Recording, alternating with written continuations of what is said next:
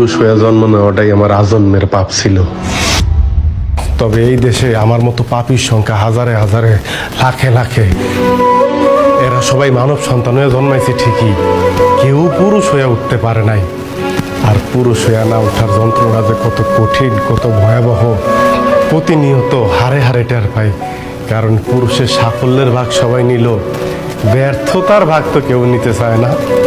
কারণ সবাই মনে করে পুরুষ জন্মগ্রহণ করছে পরিবারের অন্যান্য সদস্যদের চাহিদা মেটানোর জন্য। অনেকে ভুলেই যায় পুরুষ নামক মানুষটার মধ্যেও একটা মন আছে, একটা হৃদয় আছে, হৃৎপিণ্ড নামক একটা বস্তু আছে। প্রিয়জনের কথার আঘাতে সেই হৃৎপিণ্ডটা না কাইপা ওঠে।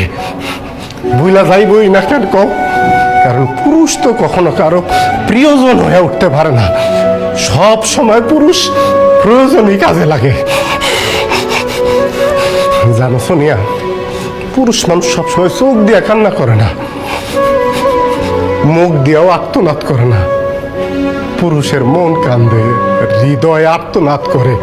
পুরুষ আবার সেই আর্তনাদ বুকের মধ্যেই চাপ দিয়ে ধরে রাখে, যাতে প্রিয়জনরা না শুনতে পারে। যদি কষ্ট পায়